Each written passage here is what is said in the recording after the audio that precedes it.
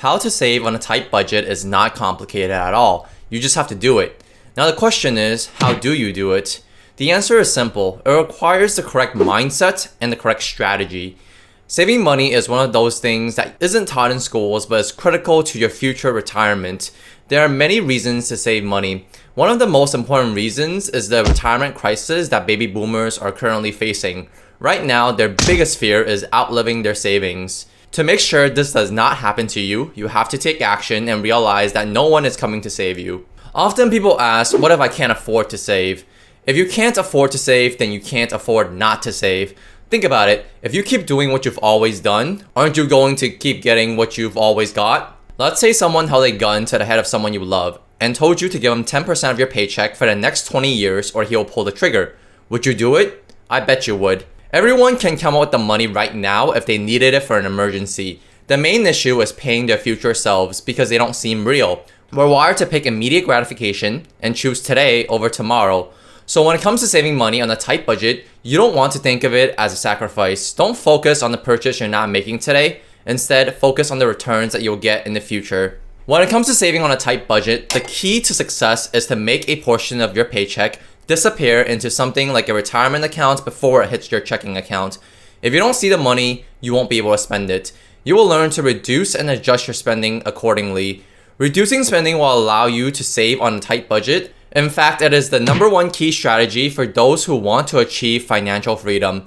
If you aren't sure how to cut down, look for the reducing spending exercise at the end of this video. If you're pushing back on the whole idea of reducing your spending and saying things like, I'm already spending the bare minimum or I'm already going to paycheck, then you need to shift your mindset.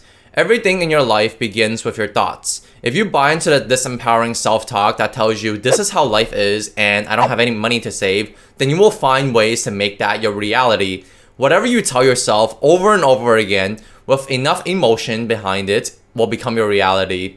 You will look for and find things that match your self-talk. For example, without looking away from your screen, can you tell me everything in your room that is red? Probably not. Now, with the intent of finding red things, look for everything that is red in your room and come back to your screen. Did you find more red this time? It's important to recognize what story you would tell yourself on a consistent basis.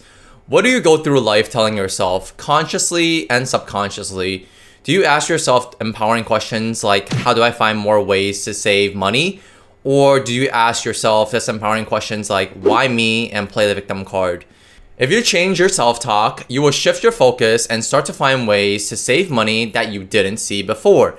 You will see it when you go out with your friends, when you're walking through the grocery stores, and so on. Once you've understood the mentality side, it's time to take action and automate your savings.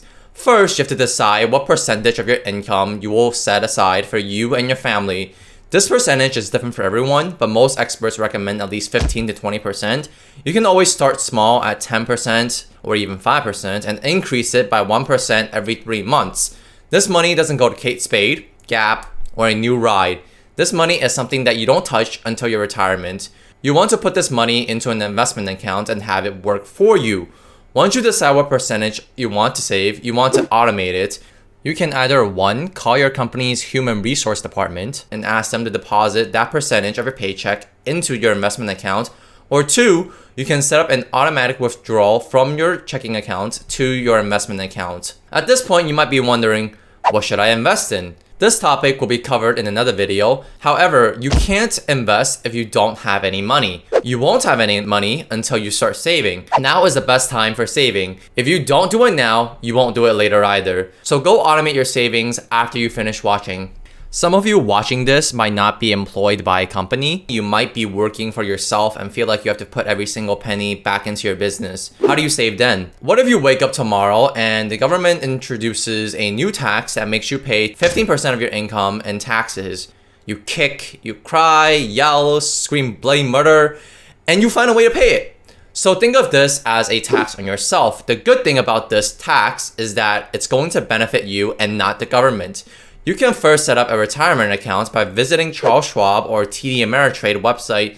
The whole process is very straightforward and it's just like applying for a credit card. Then you can set up an automatic transfer from your checking account to your retirement account within minutes. Once you've automated your savings, it's time to take the next step and change your spending habits.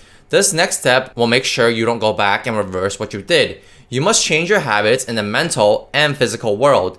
This next video will cover reducing spending and provide you with an effective strategy to cut your spending by 10%, 20%, or more.